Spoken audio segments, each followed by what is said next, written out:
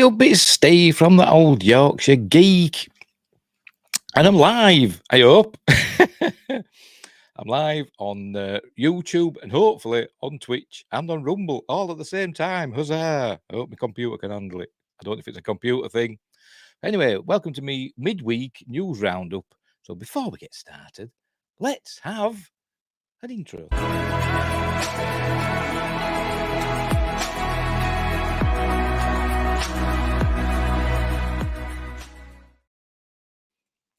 Right. So, as I said, midweek news roundup, just some news stories that have caught my eye. I hope we are broadcasting. We seem to be. I'm looking on Twitch. This is the first time I've done a live stream on Twitch.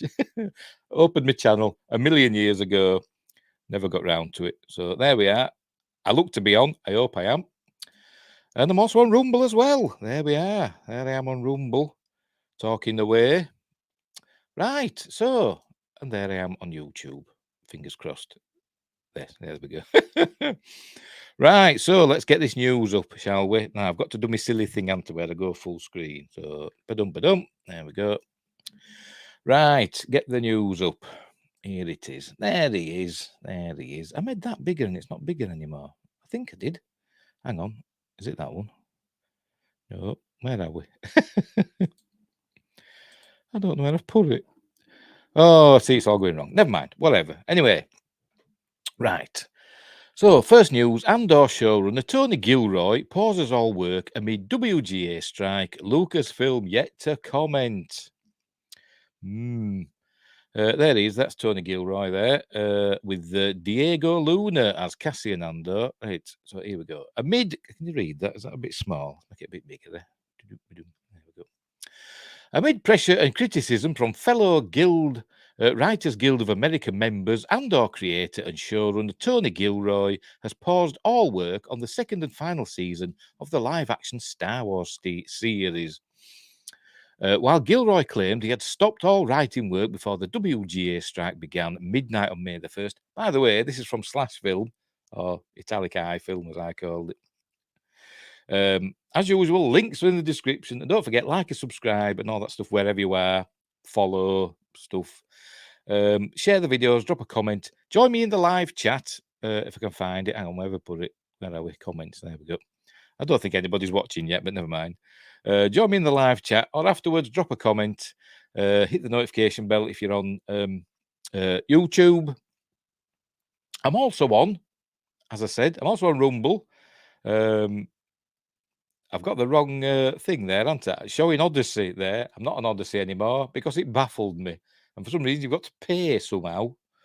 So that got dumped quickly. I'm going to have to change that that thing. So bear with me just while I do that. If I can find the thing in my bob. Where are we? Here we go.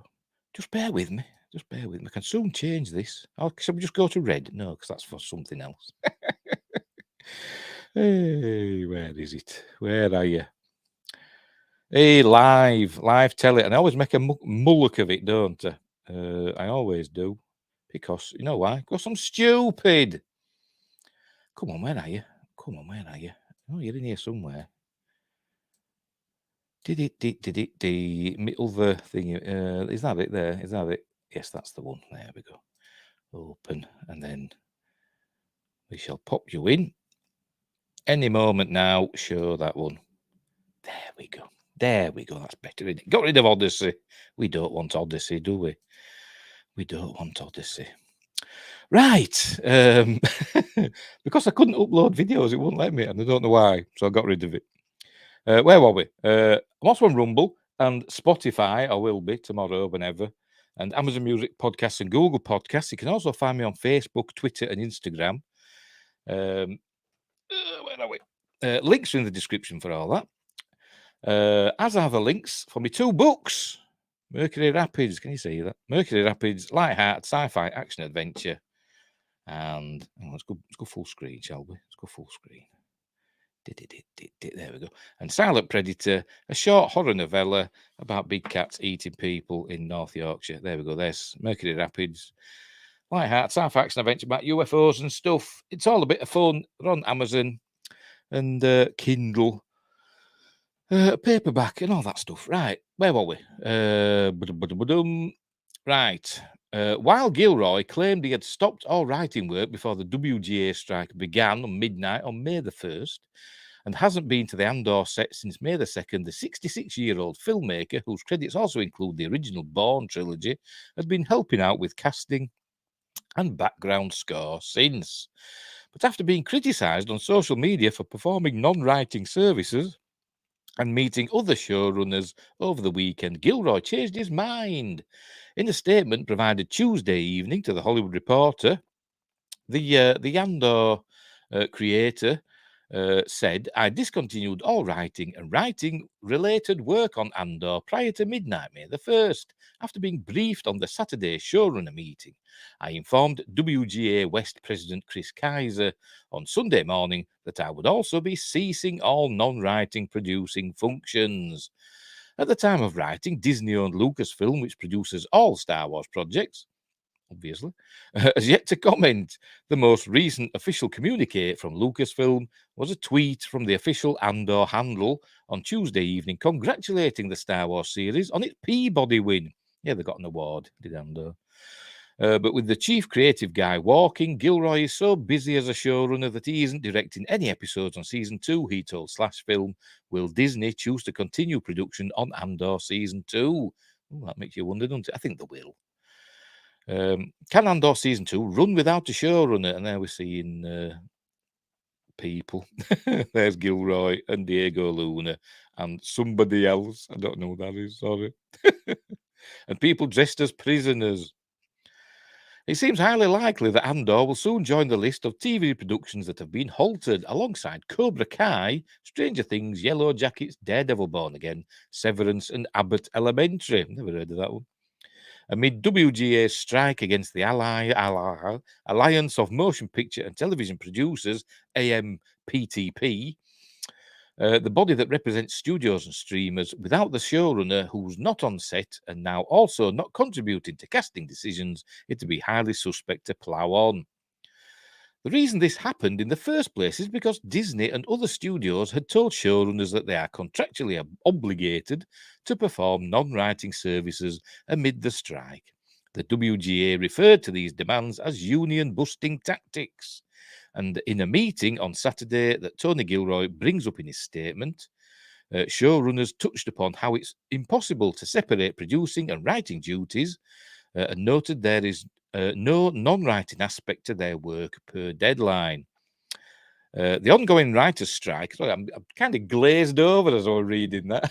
It's all gobbledygook to me.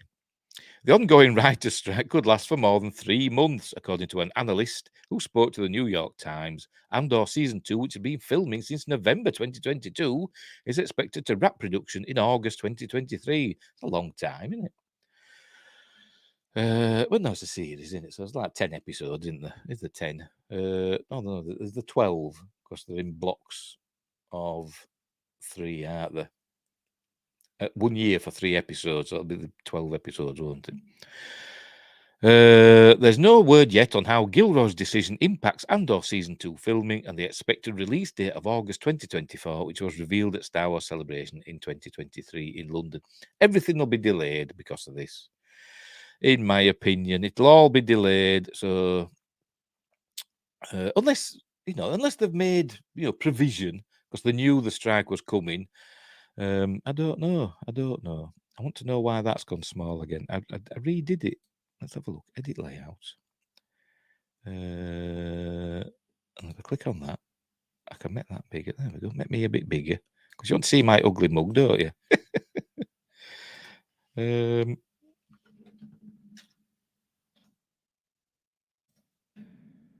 Let's come back small again. I don't get this. I don't understand why this isn't working. Why isn't this working? Is it in there? Is it in here? No, it's not that one, is it? See, I'm baffled already. I'm baffled already. I am. It's not in there either. Is that it? Ah, there we go. There we go. Found it. Right. Oh, we get there in the end. But now I can't see the top of my screen. Never mind. Whatever. Live. But yeah, anyway, back to Andor. Yeah, I think everything will be delayed. Unless they've made provision, but I can't see how they can make provision for the showrunner not going in. I suppose they've got assistants and stuff that maybe could, pull up the slack, so to speak. But I don't know. Hopefully they'll get this sorted out quickly.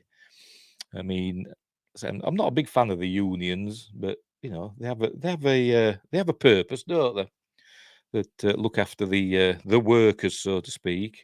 Although sometimes I think the union leaders are really more in for it for themselves. I mean, there were an old, not the 9 o'clock news sketch, weren't there, where the unions were negotiating with the management, and they were going through, the union reps were going through their demands, less working hours, more pay, and says, and lastly, I would like to sleep with your wife. And you go, sleep with Lady Grant.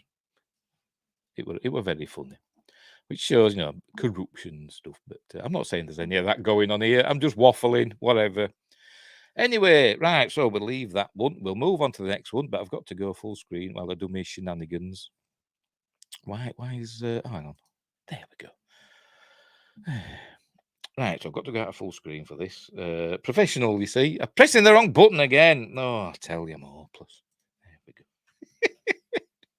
Are we still streaming? Let's check, see if we're still streaming. Where are we? That one. Oh, I'm still on there. I don't know. Am I still on there? Does it say watch now? Let's have a look. Yes, I'm still on there. Somehow. I don't know if anybody's watching. And am I still going on there? Somehow, yes, I am. And one watching, which is probably me. Right, anyway, where were we? Next news story. This is a Star Trek one. Kind of, but not quite. Right, get it back in. There we go. William Shatner to send celebrities to space in new reality show. And there's the legend himself. Make it smaller then. Make it a bit bigger. Oh, no, that's a bit too big, isn't it? Anyway, can you read that? We'll make that bigger. There we go. Right, May 10th, 2023, William Shatner explored the galaxy as Captain James T. Kirk in Star Trek, then became an astronaut in real life. Sort of. He got his wings, didn't he? So I suppose that's what matters. This summer, he will serve as mission control for a Fox reality show which will simulate sending celebrities and athletes to Mars. Oh, so it's not really sending them into space. Boo. Drinky poo, cold coffee. According to a release from Fox, the new unscripted series, which is nonsense in itself, isn't it? They're all scripted. These reality series are all scripted. There'll be a certain amount of what's the word? I can't think of the word now. When they make things up as they go along. What's the word? That, anyway. There'll be a certain amount of that, but it'll be mostly scripted. Or they'll be given, prompts as how to react or what to say in certain situations. Anyway, the new unscripted series called Stars on Mars will see 12 celebrities sent to colonize the red planet. I should also say, probably, celebrities. The series is scheduled to premiere on Monday, June 5th at 8 p.m. Eastern Time, whatever that is, UK time, middle of the night, isn't it? 5 hours, isn't it, difference? So it'll be 1 in the morning, UK time, 2 in the morning, Central European time. The list of celebrities set to embark on this interstellar adventure includes Lance Armstrong, I've heard of him, Natasha Leggero, never heard of her, I presume it's her, Marshawn Lynch, don't know, Christopher Mintz-Plasse, yes, I know him, he was in that superhero film, Aaron Taylor Johnson in, where he wants a superhero and he kept getting beaten up. Oh, they call it now. That, anyway, he was in that one too.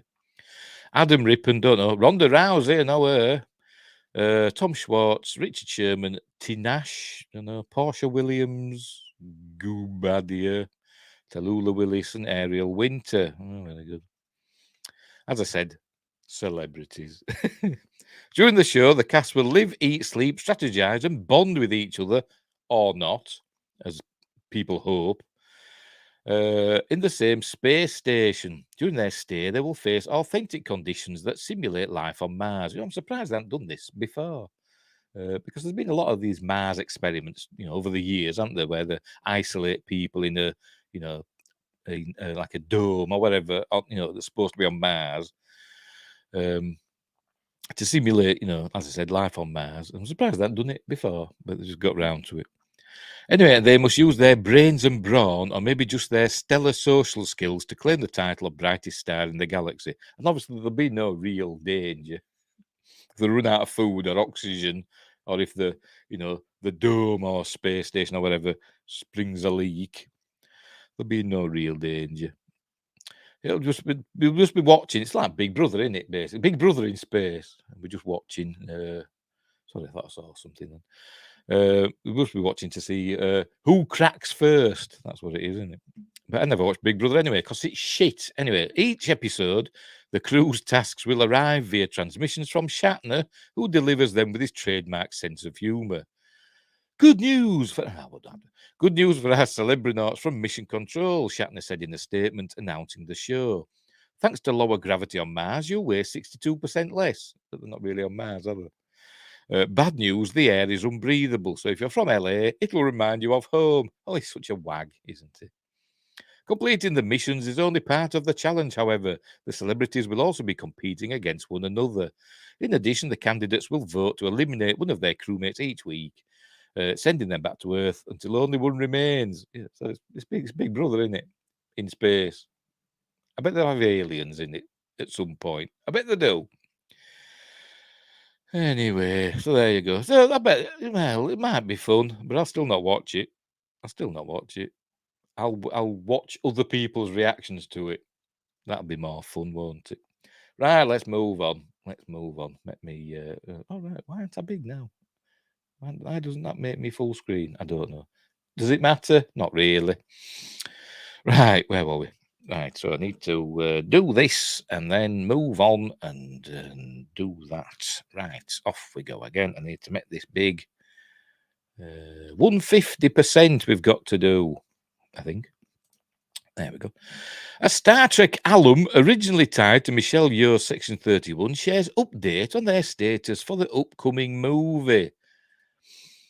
What happened then? We have some insights into what's happening. Oh, that's that advert. It disappeared and then came back on and confused me for a minute. We have some insight into what's happening. There's the lovely Michelle Yeoh as the not a very good character really, but as Philippa Giorgio, but she's the evil one from the Mirror Universe. Because the good one was killed, wasn't she? In the very the second episode. It was the second episode, wasn't it? Yeah, the second episode of Star Trek Discovery. Waste of a character. Michelle Yeoh is returning to Star Trek for a Section 31 movie. We'll see. But beyond that bit of knowledge, and that will be watching this return with a Paramount Plus subscription, we don't know much else. Fans might have a little more insight on what to expect. However, thanks to a recent conversation with actor Shazad Latif, who was once connected to the Section 31 spin-off, yeah, but he was put in charge of it, wasn't he? At the end of Discovery Season 2, he was put in charge of Section 31, wasn't he? Because it got too big, didn't it? They realised that they'd buggered up Section 31, and then I think he put in like sole command of it, more or less, wasn't he? And to make it a more secret organisation. Anyway, Latif recently gave an update on his involvement in the project and provided some insight on whether or not Ash Tyler / Vok will make an appearance, because they were Klingon originally and then surgically altered to look human. And then ended up being, as a baddie, and then ended up becoming a goodie. Shazad Latif was a guest on the Nerds of Colour podcast, and among other things, where he gave an update on his status for the upcoming Section 31 movie. Here's what Latif had to say in regard to being involved in the project via Trek Movie. And here is his quote in massive letters. I haven't heard anything yet. It's down to timelines and all that kind of stuff. But yeah, I mean, I'd love to work with Michelle again. She's a legend in the game. So, by the way, he does have a British accent normally. So not a Yorkshire one, but never mind.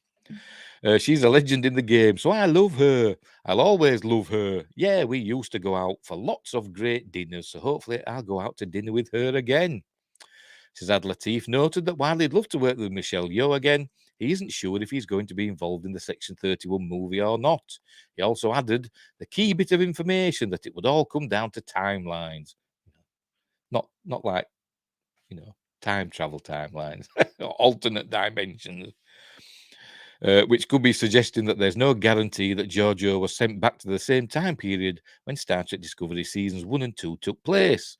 Well, she went off with the Guardian of Forever, didn't she? And that's stupid. Oh, God, I hate it. It could also have meant it was about his personal availability as an actor, so there are lots of possibilities here. At the end of season 2 of Discovery, Ash Tyler joined up with Section 31, feeling like he had no place on the normal starship or amongst the Klingons with his permanent human form. When Discovery sent Michelle Yeoh's Giorgio back to another time in which the Mirror Universe and Prime Universe were closely connected, it was assumed she'd return to around the same time as where season 2 left off. Production on Star Trek Section 31 is supposed to happen later this year. Discovery executive producer and director Olatande Osunsanmi, apologies, will helm the upcoming movie, so it isn't hard to imagine it will have some further ties to stories first told in Discovery, unfortunately. We also haven't heard much in the way of casting for any actors beyond Michelle Yeoh, so the fact that Shazad Latif allegedly hasn't spoken to someone isn't a clear indication of whether or not he'll be in it at this point. A minor question here is that is if Star Trek Section 31 isn't set in the early Discovery timeline, then where else would it take place? The hype surrounding Season 3 of Picard and calls for Star Trek Legacy could encourage writers to set the movie during that era. Then again, I'd like to think that the original plan would be another attractive option, especially now that characters from Strange New Worlds could also appear in the movie. Michelle Yeoh's upcoming Star Trek... No, I didn't say anything. Michelle Yeoh's upcoming Star Trek movie on Paramount Plus feels like a massive moment for the franchise, which has seen a lot of success since its 2017 television revival. No, it hasn't. I mean, it's been, more or less universally ridiculed, hasn't it? Well, Discovery has anyway. I mean, it's awful. Star Trek Discovery is awful. Although I do admit, I did like season 1. Although it did have flaws, a lot of flaws, because it was so different. I kind of, cut it a lot of slack. But anyway. But, it was terrible. It was terrible with Discovery. And Lower Decks is bloody awful. But I do like Strange New Worlds. And Picard seasons 1 and 2, don't even mention them, but season 3 were good. I'm not saying it were amazing, but I'm saying it were good. And it had a lot of good fan service, which is a good thing. I mean, it's all about the fans when all's said and done. People, scoff at fan service, but that's what you want to do, isn't it? You want to cater to the fans and show them things that they like. That's what it's all about. Anyway, this success of this movie, or the success of this movie, could lead to a lot of Trek films on Paramount Plus. Well, they were saying they're going to have one every 2 years or whatever, weren't they? As well as other positive things for other actors tied to the franchise. Of course, perhaps we should wait till the end of the WGA writers' strike to see if and when this movie makes it into production, and then go from there. Star Trek shows are on a brief break before the premiere of Strange New Worlds, Season 2 on Thursday, June 15th on Paramount Plus. I'm looking forward to that. I like Strange New Worlds. I'm not looking forward to the Lower Decks crossover, though. But anyway, and those Klingons looked a bit weird to me, but never mind. With that said, that we saw in the trailer. With that said, there are still plenty of Trek shows to watch on the streaming platform, especially if you're behind on some of the newer offerings that have come out. There we go. So yeah, but as I said with the previous story, everything's going to be delayed because of this pesky writers' strike. But anyway, never mind. Right, we'll leave that there. We'll move on. Right. Pressing buttons. Hopefully the right buttons. Ba-dum. Make that bigger. There we go. Right. This next one's from Bounding into Comics, so could get spicy. Why aren't I full screen? Is it that one? Oh, there we go. That's how I go full screen. Cool. Anyway, where were we? Add to stream there. Oh, look, I've moved there now for some weird reason. There we go. That was strange, wasn't it? Anyway, have I gone off that now? Yes, I've got to go back to that now, haven't I? There we go. God, it's hard work, isn't it, this? Right, anyway. New Lord of the Rings of Power rumour claims young Shelob will make an appearance. And there she is from Return of the King, when she got poor Frodo, didn't she? The big spider, obviously, if you don't know. A new Lord of the Rings of Power rumour claims that a young Shelob will make an appearance in the second season of the show. This new rumour comes from Scooper's Fellowship of Fans, who recently tweeted, "Exclusive, young Shelob is a character featured in The Lord of the Rings of Power Season 2 with a small role."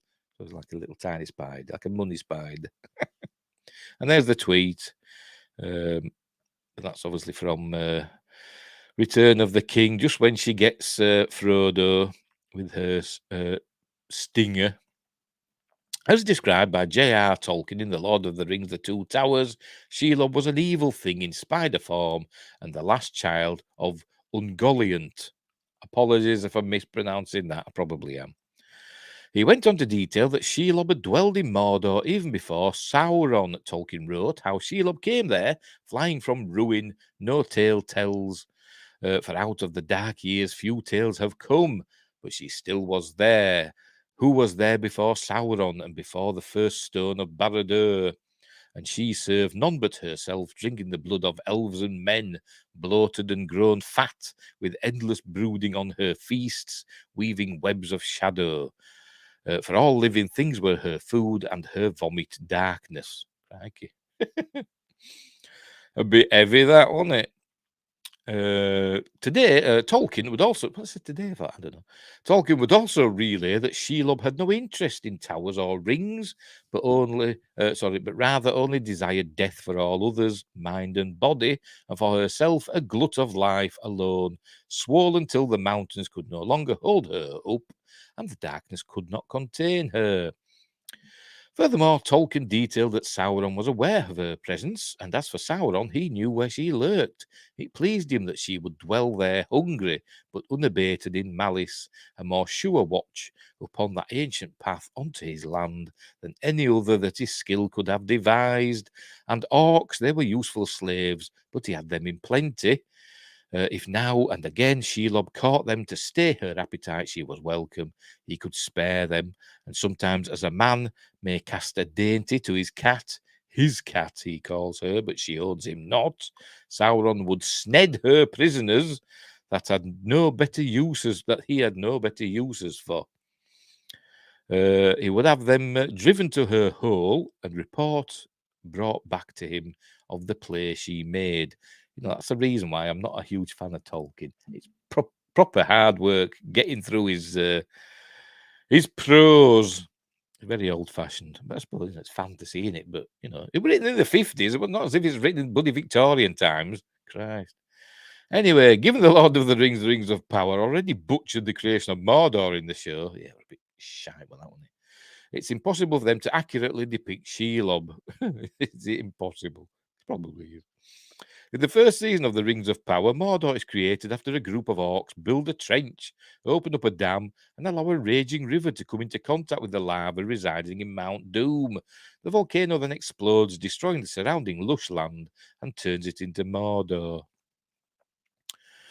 YouTuber European Law reacted to this rumour, saying it was one of an infinite opportunities for memes and jokes and parody and laughter, and of course bonding even more. Us, Tolkien fans and aficionados, and even those people who have never read any of Tolkien's books, just people, normal, sane people, ordinary folks. It's all one bloody sentence. Ordinary folks who might have seen some of the Peter Jackson films who are not excited about the show. Crikey.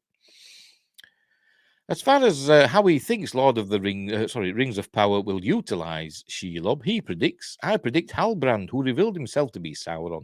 He may meet her, like he may be exploring Mordor, and I'm going to build my dark kingdom here, and I'm going to stalk Galadriel from here. Oh, hi, Shelob. What do you make of this new rumour? Yeah, well, whatever. I'm sure they'll make a mess of it. Unless they've learned from their mistakes of season 1. But, how often do the Hollywood people learn from their mistakes? Anyway, we'll leave that one there. Right. Right, we'll move on. See, we're cracking through. Just let me check something first, though. Where are we? Just checking my Twitter to see if any messages. No, nothing there because nobody cares. We're still going, aren't we? We're still going on all the various platforms. Now then, next one. Back to Star Trek again. Back to Star Trek. We shall go full screen and boom. Right. Where are we? There we go. We got there in the end. Right, Star Trek Online Unraveled launches on PC. Untangle the multiverse in the start of a new story arc for the 29th season of Star Trek Online. This unedited press release is made available courtesy of game developer and its partnership with notable PR-related resource Game Press. Right, and there's a trailer for it there, which I think we've covered in a previous live stream. Right, May the 9th, yesterday. Be with you. Gearbox Publishing. I know that's not Star Trek. Gearbox Publishing and Cryptic Studios have announced the PC launch of Star Trek Online Unraveled. Let me have a drinky. The latest season of the long-running MMO. Following events from the conclusion of the Mirror Universe story arc, Terran Gambit, your captain will embark on a humanitarian scientific mission with Admiral Kumake to stabilize the Nakul Sun. However, this mission is interrupted by Discovery. A trans-dimensional reality vortex is disrupting space-time throughout the multiverse. That sounds like something from Doctor Who, doesn't it? Than Star Trek, anyway. Or Red Dwarf. Anyway, a conflict ensues with the Tholians, who reveal that constant use of time and dimensional travel has caused these vortices, and your captain is partly to blame. The start of a thrilling, by the way, I've tried Star Trek Online, but I'm not a massive fan of it. I thought it were okay. I used to play it on PS4. Is it on PS5? I don't know. I haven't tried playing it. But I've started it on PS4, and I said it's okay, but I'm not a huge fan, to be honest. To be honest, I might give it another go at some point. I didn't get very far in it. I tire easily. Anyway, the start of a thrilling new story arc will bring Kipley Brown back to Star Trek Online, reprising her role as Admiral. Is it Kumake? I have no idea. Uncover the mysteries behind the reality vortices and help save the multiverse. Everything's a bloody multiverse, isn't it? Star Trek Online Unraveled includes the following content. A new episode, Wish Upon a Star. While on a scientific humanitarian mission with Admiral Kumake, that's how I'm going to pronounce it, your captain will discover a group of Tholians interacting with the reality vortex. Their intentions and goals are unknown. A new task force operation, Leviathan, a 5-player space task force operation simulating a trench run exercise across the other in a what-if scenario if the Terran Gambit arc had ended differently. A trench run exercise. Why does Star Trek keep trying to be Star Wars? I mean, Picard Season 3 at the end, spoilers, you saw the Enterprise D going inside the Borg cube. That was straight from Star Wars, wasn't it? Unbelievable. New patrols. 2 new patrols, Jupiter Gauntlet and Bringers of War, based off of the Terran Gambit story arc. New hard mode is included as well for an extra challenge. Well, I wouldn't be bothering with that because I'm rubbish. New lockbox, whatever that means. Strange New World Infinity lockbox with T6 Gorn Hunter Pilot Raider and Starfleet and Magellan items from Season 1 of Strange New World. Okay. Star Trek Online is a free-to-play, massively multiplayer online game that allows players to explore the Star Trek universe from within. Players can forge their own destiny as captain of a Federation starship, champion the Empire through the far reaches of the galaxy as a Klingon warrior, rebuild the Romulan legacy as the commander of a Romulan Republic warbird, or carry out daring missions on behalf of the Dominion as a Jem'Hadar soldier. Captains can also explore iconic locations from the Star Trek universe, make contact with new alien species, and battle alongside other players in customizable starships. Star Trek Online is currently available on PC, PlayStation 4, and Xbox One. But is it on the newer ones? I mean, this might be an old blurb that they just copy and pasted into a new article. So I don't know. Maybe it's on PS5 and Xbox One Series X/S.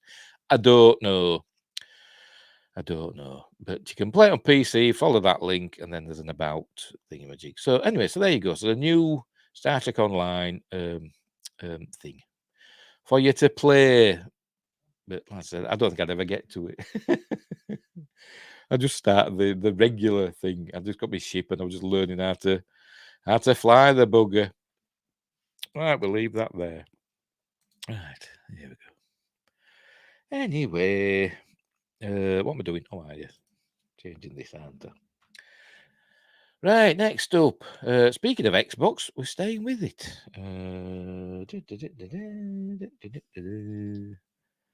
Hey. Whoa, where are you going? Right. There you go. New Xbox Game Pass game brings back SNES series. There we go. A new Xbox Game Pass and Xbox Game Pass Ultimate Edition brings back a series that can trace its roots all the way back to the SNES, Super Nintendo Entertainment System, whatever. This new edition is actually a collection, which means there is now technically 3 new games for subscribers to play, but unfortunately only on PC. The collection is available on Xbox One and Xbox Series X/X, but the new Game Pass edition is for PC only. More specifically, if you're an Xbox Game Pass subscriber on PC, you can now enjoy Shadowrun Trilogy, which is comprised of a trio of games from 2013, 14, and 15, respectively: Shadowrun Return, Shadowrun Dragonfall Director's Cut, and Shadowrun Hong Kong Extended Edition. I've no idea what that... Does that mean you have to pay for it if you're on Xbox One or Xbox Series X? You've got to pay for it, but it's free on PC. Is that what he's trying to say? I've no idea.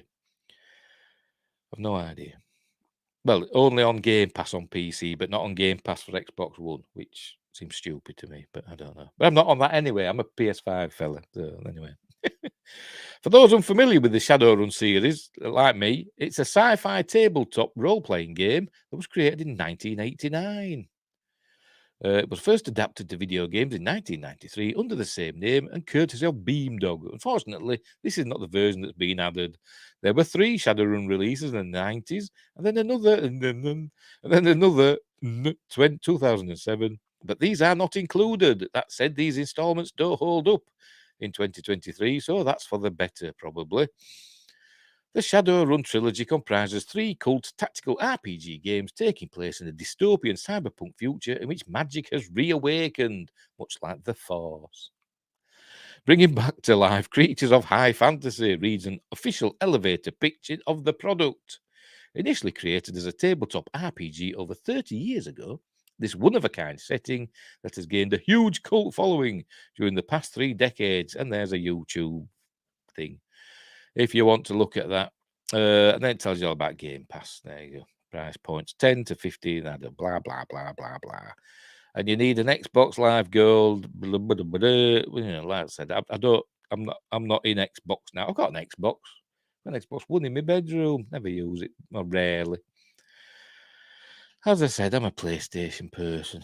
But I did like my 360 back in the day. Right, we'll move on. We're nearly done now, I think.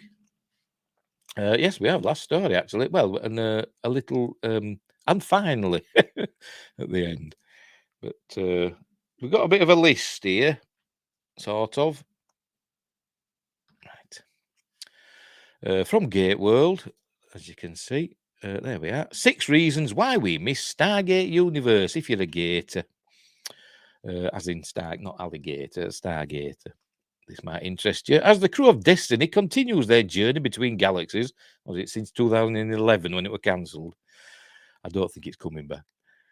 Adam Barnard reflects on some of the show's best elements, and there's Eli in the last episode looking out as the Destiny travels between galaxies. Put the rest of the crew into like hypersleep, stasis, whatever, but he had to stay awake because there weren't enough pods for everybody, so he stayed awake. And then they did a comic to follow it up, and stuff happened pretty quickly. Anyway, it's been 12 years to the day since the lights went dark aboard Destiny as Stargate Universe signed off with its unintended series finale, Gauntlet, on the Sci-Fi Channel on May 9th, 2011. While the show struggled to win over many old-school Stargate fans and retain its strong ratings from the first half of Season 1, SGU creatively found itself during its second season, and it felt destined, pun intended, to truly break out in Season 3, much like Stargate SG-1 did with its third season more than a decade earlier. Despite producers' optimism that a renewal was likely, the Sci-Fi Channel cancelled Stargate Universe in December of 2010. Ostensibly, this was due to low ratings and high production costs, but perhaps it was also because of the network's changing brand strategy, along with MGM's financial woes that ended in bankruptcy that very same year. While Gauntlet was a strong and emotional end to the show's outstanding second season, it was still an unusual series finale that left our heroes' fates uncertain. Not to mention a lack of resolution regarding Destiny's larger mission. I still think they should have called it Stargate Destiny, not Stargate Universe, but never mind. So as the crew of Destiny continues their second decade in the void between galaxies, here are 6 reasons why we miss Stargate Universe. And there's the erstwhile crew of the Destiny. By the way, what happened was they were on a planet in our galaxy, trying to work out how to use the 9th chevron. Is it the 9th? Yeah. 9th chevron. To travel, to somewhere they didn't know they were going, but they found out that they could use the 9th chevron to activate a wormhole, but they didn't know where it were going to go. And then they were on this planet that got attacked by the Lucian Alliance, and so they worked out how to activate the 9th chevron, and doing that drew loads of power from the core of the planet, so the planet like blew up, and they ended up going through the Stargate and ended up on the Destiny, billions of light years away across the universe. The Destiny was on a mission, or its original mission, before it was cancelled, even though the ship was still going. There were no crew on board. Or was there? Its mission was to discover a message that the ancients had discovered in the microwave cosmic background radiation that perhaps suggested an intelligent source for the universe, if you know what I mean. God, basically. Anyway, number 1, the Destiny's crew. In its early days, Stargate Universe was focused on fleshing out its extensive cast of characters rather than adventures of the week that would take our heroes off the ship. Most episodes were focused on what was happening inside the Destiny. It was a bit grim, to be honest, in the early days. A bit too much. Oh, we're lost in space. We're cut off from our families. Oh, woe is us. There were a lot of that. And it got tiring, to be honest. Characters bounced off one another, pined for one another, conspired against one another, and fell into each other's arms as they struggled to come to terms with being stranded aboard an ancient ship with no ability to return home. Although they did try. Eli had this notion that they could fly through a star and open up Destiny's refueling pod things and use that energy from the star to power and channel it directly into the Stargate to use the 9th chevron to get back to the Milky Way galaxy or get back to Earth. But it didn't work. It kind of worked, but didn't work properly. Anyway. Anyway, where were we?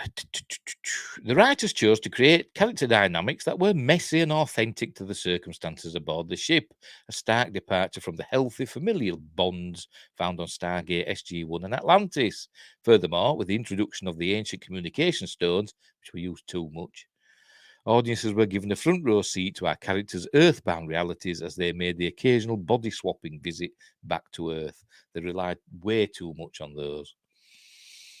But as the show progressed, that dynamic changed. Personal visits to Earth became increasingly rare. Don't know. And the ongoing do or die circumstances on board Destiny, well, as it went on, they started using the stones to really more to bring people on to Destiny, like, specialist scientists or people like that. But obviously, they don't really go. They're like their consciousness goes into somebody else. So anyway, like I said, they used them too much, and it would be confusing, to be honest.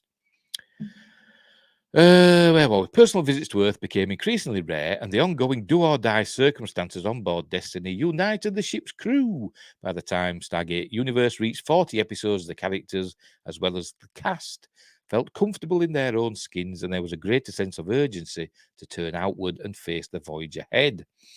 The shift in tone ultimately pushed the show in a more aspirational direction. It did get more light-hearted as it went on, reminiscent of the classic storytelling and camaraderie we knew from the two previous shows. Because we spent so much time watching that camaraderie earned through blood, sweat, and tears, it was all the more special to witness Destiny's ragtag crew finally work together toward a common goal. And they're coming through the gates. What happened, you see, the Destiny wasn't the only ship that was on its mission, by the way. There were what they called seeding ships that were flying ahead of Destiny and planting stargates on habitable worlds in Destiny's path. Destiny's like on a prearranged flight plan. And it was planting stargates on habitable worlds so they could go and explore them. And that's what happened there. That's what's happening here. Number 2, exciting new worlds. During its all too brief run, Stargate Universe introduced several visually stunning planets and showcased how truly alien the farthest reaches of the galaxy could be. The producers wanted to move away from that signature British Columbia forest backdrop. It's not, it's what it'd be like. You'd have pine trees everywhere. Oh, pardon me.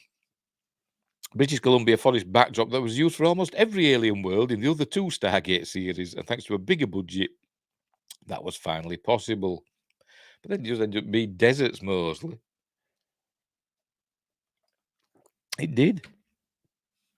Viewers were treated to many impressive worlds like the desert planet in Air Part 3, shot in White Sands, New Mexico, to end the 3-part series premiere with a breathtaking backdrop. Then time took us to a tropical rainforest, and they said that was a set, built entirely on one of the Bridge Studios sound stages, where the filmmakers staged one of Stargate's most impressive and innovative action set pieces to date. We then saw many exotic and biologically diverse worlds in Lost as Matt, Chloe, and Eli hopped from planet to planet via the Stargate in an attempt to find their way back to Destiny. And perhaps most notably, we got a jagged, merciless desert planet in Malice, shot in New Mexico's Bisty Badlands, which provided for the perfect canvas for a heartbreaking revenge story as Dr. Rush chased down the murderous Simeon. But it was just a desert again. While we were shown some genuinely imaginative alien worlds in Stargate Universe, we're left to wonder how technology like the Volume, the immersive LED soundstage used in Disney's The Mandalorian, it's used too much now, or advances in VFX technology could help further realize these breathtaking alien environments. With more resources, modern technology, and the imagination of Brad Wright and company, fingers crossed, but it's not likely going to happen, the possibilities were truly limitless. Number 3, a unique visual style. By the way, there's Eli, and I can't make out who that is. I forgot his name. Sergeant Thingamabob. Looking at a galaxy with a dot. I presume that's a "You are here." Anyway, while Stargate SG-1 and Stargate Atlantis established a clean visual aesthetic full of long Steadicam takes, smooth crane shots, and tight conventional compositions, Stargate Universe embraced a vastly different style. Well, it went for the Battlestar Galactica shaky cam thing, didn't it? From the moment of Icarus, of the Icarus evacuees arrived on Destiny, the camera work was edgy, handheld, and voyeuristic in nature. It was almost like the cameraman was trapped on board with the crew, perilously weaving in and out of a given scene, making the audience feel like a bystander caught up in the drama. I suppose that's what they were going for. While the stylistic changes were ambitious, they were also very fitting considering what the series was trying to accomplish. But I don't think it worked though, and fans didn't like it. It got annoying, got a bit too shaky cam, to be honest. SGU co-creator Robert C. Cooper explained this creative decision in an interview with Gateworld, saying the idea was to shoot it like a documentary, to say what would happen if a documentary crew were to ride along on this adventure to outer space. I believe that there's a difference between what we are doing and just constantly waving the camera around for style's sake. But that's what it seemed like. That's what it seemed like. Thankfully, as the series went on, it got less. It got less and less. Also contributing to the new star was the incredible work of production designer James Robbins. For SGU, Robbins imagined some of the most beautiful and inspired sets for a show of this budget, with texture, detail, and scope rivaling that of many feature films. And those sets truly came alive as all the creaks, groans, and cadence of Destiny's internal mechanisms were audibly present during ship-bound scenes, creating an eerie energy that personified the ship and gave it a soul. I said the Destiny was well designed. It looked cool, but it looked a bit too old-fashioned to me.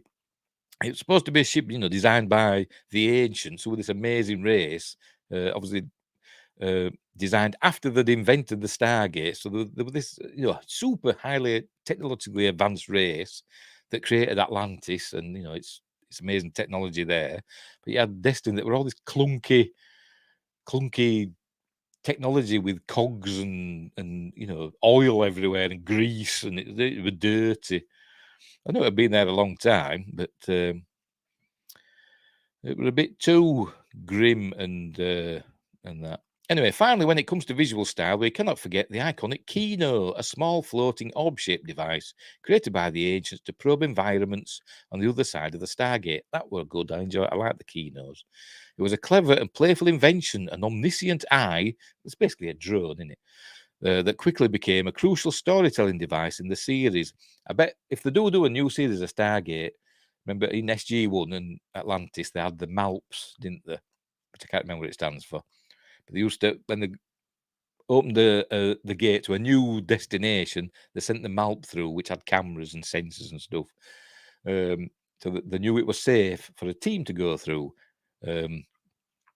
Obviously, that's what they used in Universe with the Kinos. They sent a Kino through the gate to make sure everything was safe.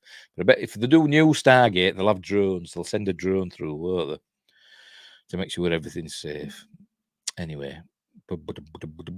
In most episodes, there were at least a few shots of Kino footage laid into the show, and in some key episodes like Time or Epilogue, the Kino footage was central to the primary plot itself. Yeah, I like Time. It was a good episode with that. Spoilers, basically, they all died. But some weird time loop thing happens, and they avoided it, obviously. Number 4, the music. There is Joel Goldsmith, son, I do believe, of the late, great Jerry Goldsmith, and I think he now himself is late and great. Anyway, while Joel Goldsmith, the son of legendary composer Jerry Goldsmith, had turned in consistently incredible work during his time on SG-1 and Atlantis, his work on Stargate Universe was in a league of its own. Goldsmith's score was fresh, daring, and subversive, but it didn't have a theme, because Stargate Universe just used to come on, and it didn't have a theme, credit theme, and opening titles. It just came on in Stargate Universe, just come on, Stargate Universe, and that was it. Anyway, didn't even have. I don't think it did. Anyway, I could be wrong. Episode titles. Anyway. If we're going to reflect on the best parts of SGU, it's worth taking a moment to remember some key episodes from the show where Goldsmith's score really elevated the drama. In the final minutes of Air Part 3, Lieutenant Scott and Sergeant Greer, that's the fella, Sergeant Greer, struggle to make it back to the gate and with the life-saving mineral before Destiny jumps into FTL. That to get I forgot what it was now. They needed something for the oxygen, carbon dioxide scrubbers, like limestone, something like that. And to get loads of that from this planet. And every time Destiny dropped out of light speed, it didn't go in hyperspace. It were faster than light drive, which were different to hyperspace. When it dropped out, like a countdown came on, it would automatically jump back, into to light speed, thus meaning they couldn't use the gate to get back while the ship's in motion. Or faster than light. Anyway, throughout this sequence, but later on in the series, that is negated because Dr. Rush, he's not evil, but he's a bit naughty. Dr. Rush works out how to get around that because he finds the bridge, and it's a while before he tells everybody that he's got full control of the ship. Anyway, throughout this sequence, Goldsmith's sweeping score puts us on the edge of our seats, and you can feel the desperation and life or death stakes in every segment of the composition. Another highlight is the score for Light, an episode where Destiny is ostensibly on a fatal collision with a star, with most of the crew expecting to die. Obviously, they don't. This is the episode, I think, where they find out that it's refueling. It refuels using, matter from the stars. As the episode takes its many twists and turns, Goldsmith's potent operatic and soulful score perfectly complements all the intense emotional beats and deep existential crises our characters experience. Speaking of wormholes, countless smaller moments are worth noting. There's a great sonically unique piece in Divided that ratchets up the tension as the civilians aboard Destiny launch an unexpected and hostile takeover of the ship. Goldsmith's intense and aggressive score during the final minutes of Incursion Part 2 is another highlight. That's when the Lucy and Alliance get aboard Destiny. They find another planet that's got like Icarus style, an Icarus style planet that can tap into its core to power the Stargate. Anyway, is another highlight and an unforgettable end to SG Universe's first season. Lastly, it's worth mentioning the Stargate Universe theme itself, but it's not that good. A thunderous anthem that feels boundless and adventurous, but it just goes boom, dun, and that's it. Anyway, but also brings a sense of angst not found in any of the other Stargate themes. That said, Goldsmith's most noteworthy and important contribution to the show can be found in the series finale Gauntlet, as Destiny powers down to make the jump between galaxies. A bittersweet, sweet, sentimental, piano-centric score carries us through to the final credits, and you can literally feel the soul of the show in the melody. And it's a career-defining piece of genius, something that series co-creator Brad Wright has called Goldsmith's best work. And there's the Destiny moving out of this galaxy that it was in.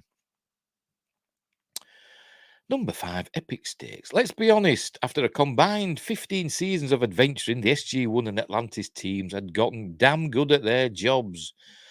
Earth and Atlantis were major power players in their respective galaxies, and thanks to Earth's Asgard upgraded spaceships, the Milky Way and Pegasus galaxies had become easily accessible.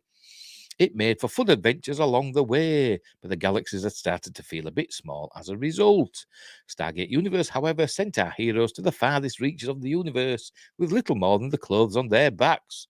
In Season 1, before any strange new worlds could be explored, Destiny would drop out of FTL, faster than light, for just a few hours before automatically making the jump to another planet. This mechanism made the universe feel big and urgent again, and the ticking clock made for plenty of close calls and thrilling stories.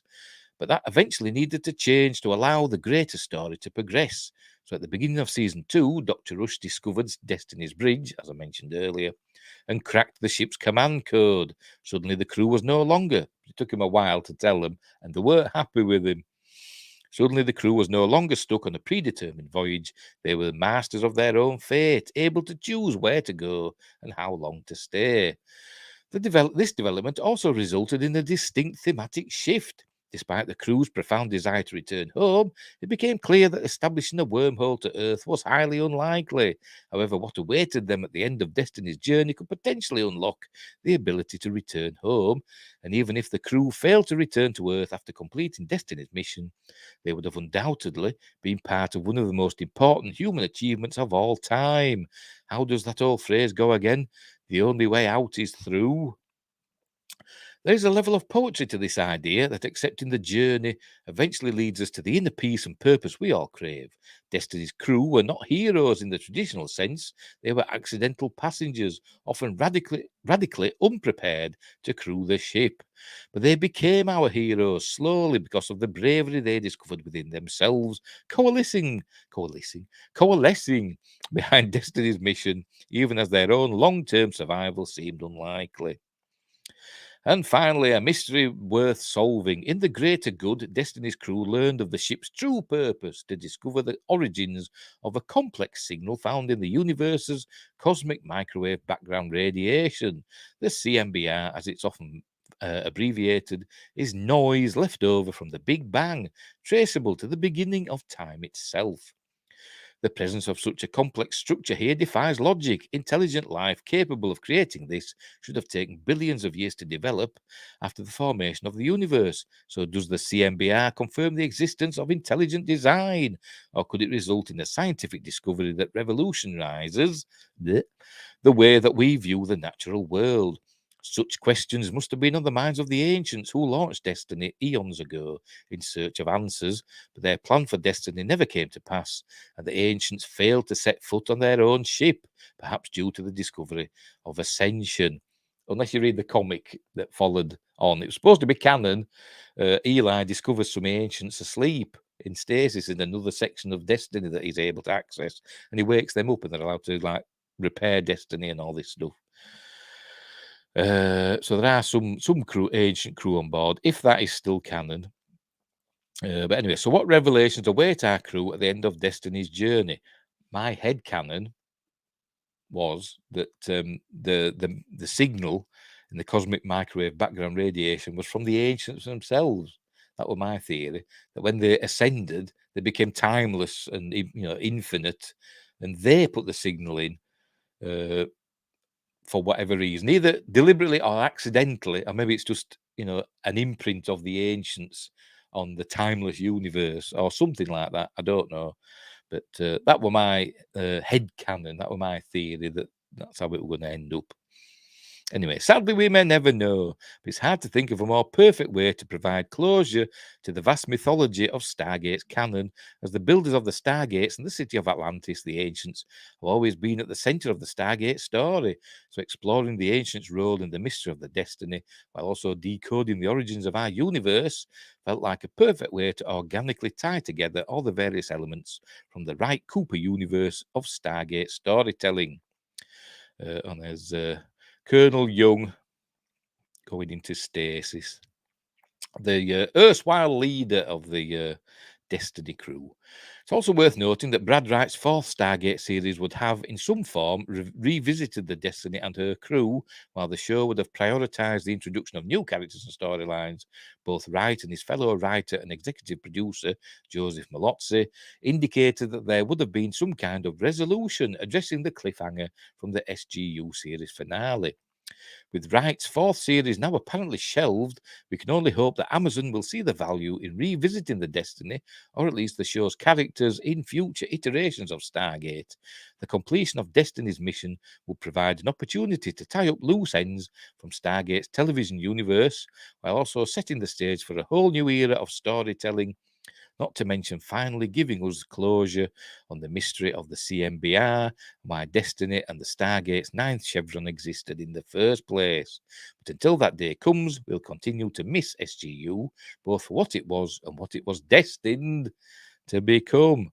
You miss Stargate Universe 2? Yes, I do. I liked it. Like I said, started off poorly, but it did get better, and it deserved another season at least from to round things up. But yeah, that would have been my personal theory for what the signal was. It was a signal from the ancients themselves. It was like a full circle sort of thing. They created the signal that they were trying to work out what it was, but it were them at the end. And when the crew discover this, that, then that gives them the ability somehow, maybe with destiny itself, to be in all places at once, a bit like Warp 10, to be in all places and all times at once, and the destiny could be back in the Milky Way galaxy, back at Earth in the blink of an eye. And that's how it have ended in my head canon. But anyway, right, so that's the end of no, we've got one more thing to do, haven't we? We've got one more thing to look at, just as an aside. Right, just make sure we're still going. Are we still where are we?